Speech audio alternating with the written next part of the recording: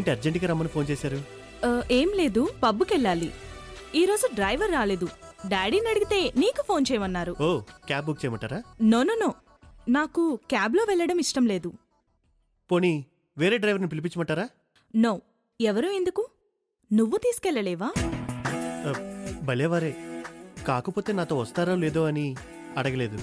పిలిపించింది నీతో రావడానికి. ఏంటి?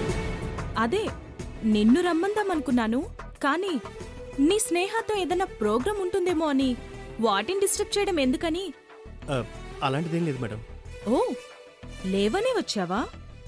ఉంటే వచ్చేవాడివి కాదనమాట. కానీ మీరు పిలిస్తే రాకుండా ఎలా ఉంటాను? ఓ, అంటే నేను పిలిస్తే నీ స్నేహ పక్కనున్నా వచ్చేస్తావన్నమాట. మీరేమో నా ప్రొఫెషనల్ లైఫ్కి బాసు, తనేమో నా పర్సనల్ లైఫ్కి బాసు. సో తను వద్దంటే ఆగాల్సి వస్తుంది, కానీ తను అలా అనలేదండి. కరెక్టే, తనలా అనదు. దాని తలపొగరు నాకు తెలీదా?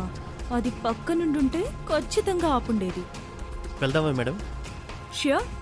అవును, నన్నిలా పబ్బులకి, క్లబ్బులకి, సినిమాలకి, షికార్లకి తిప్పావని తెలిస్తే నీ లవర్, అదే స్నేహ, ఫీల్ అవదా? ఎందుకు ఫీల్ అవుతుంది మేడం? మీరు నా బాస్ కదా. ఓ, బాస్ ఏం చేసినా ఫీల్ అవ్వదన్నమాట. నిన్ను నా డ్రైవర్ని చేసినా తెలిసినా కూడా ఫీల్ అవ్వదన్నమాట. అంటే ఎంతైనా లవర్ కదా, ఇలా నా పర్సనల్ పనులు కూడా చేయించుకుంటే ఫీల్ అవుతుందేమోనని నా ఫీలింగ్. మీరు కొంచెం ఎక్కువగా ఆలోచిస్తున్నట్టున్నారు మేడం. తన గురించి నాకు బాగా తెలుసు, నా గురించి తనకు కూడా బాగా తెలుసు. సో మా ఇద్దరి మధ్య అపార్థాలు అనేవి రావు. సర్లేండి, వెళ్దాం పదండి. Very good. అంతగా అర్థం చేసుకుంటే ఎందుకొస్తాయి? ఇప్పటిదాకా రాకపోవచ్చు, భవిష్యత్తులో రావచ్చు కదా. చూద్దాం ఎంత బాగా అర్థం చేసుకుంటుందో.